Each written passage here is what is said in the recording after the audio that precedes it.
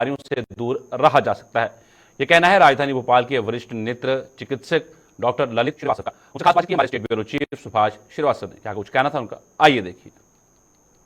आज की भागदौड़ की जो स्थिति है उसमें आदमी के साथ तनाव ज़्यादा है और तनाव के बाद वह आता है चिकित्सक के पास में। हमारे साथ में मौजूद हैं वरिष्ठ नेत्र चिकित्सक डॉक्टर ललित श्रीवास्तव, जो कि हमें बताएंगे कि उनके पास किस तरीके के रोगी आते हैं और किस प्रकार से वो उनको तनाव मुक्त करने का प्रयास कर रहे हैं। जी सर।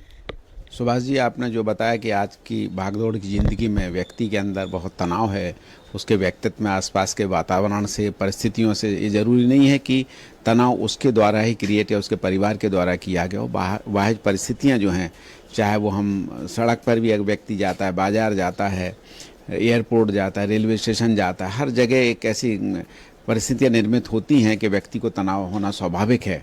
उस तनाव के कारण सबसे ज़्यादा आजकल जो बीमारियां हैं, उसका डायबिटीज़ का प्रकोप बढ़ता जा रहा है, हाइपरटेंशन का प्रकोप बढ़ता जा रहा है, लोगों में चिड़चिड़ापन रहता है, नींद ना आने की समस्या है, डाइजेशन की समस्या, मल्टीपल उसको छोटी मोटी प्रॉब्लम्स होती रहती हैं। पर अब ये डायबिटीज़, ब्लड प्रेशर, इस टाइप की जो बीमारियाँ हैं, साइकोसोमेटिक डिसऑर्डर्स हैं, डिप्रेशंस हैं, इसके कारण व्यक्ति बहुत तकलीफ में है। और चारों ओर अब ये देखा गया है कोरोना काल के बाद, कोरोना के समय जब बहुत तनाव था, पूरे विश्व में ये देखा गया है कि अगर व्यक्ति अपने आप को शांत रखता है, चित्त शांत रखता है, तो उसको बीमारियों से निजात मिलती है। अब बात आती है कि चित्त को शांत कैसे रखा जाए।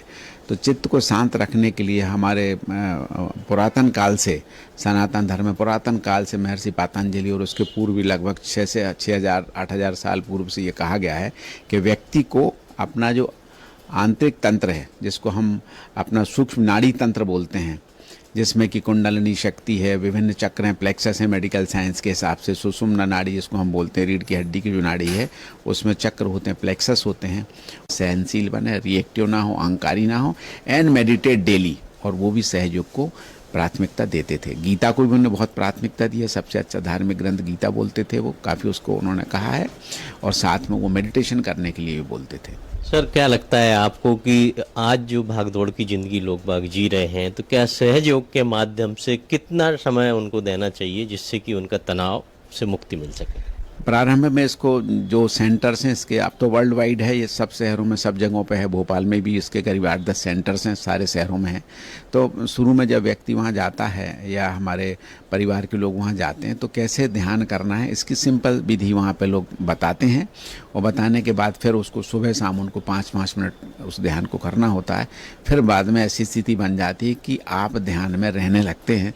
जैसे कि एक बच्चा पतंग जब उड़ाता है और उसके आजू बाजू उसके मित्र लोग भी होते हैं, तो वो पतंग उसकी कभी गिरती नहीं, ध्यान उसका उस पतंग पे रहता है कि हमारी पतंग ना कहीं गिर जाए।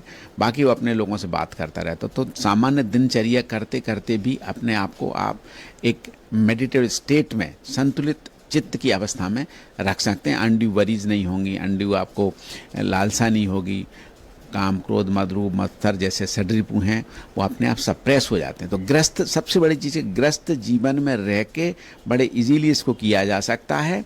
और उसके बाद आप उस शक्ति से जुड़ जाते हैं। कौन सी शक्ति? Divine power. और डिवाइन पावर से आप जुड़े रहते हो तो आपकी हर चीज़ अच्छी रहती है।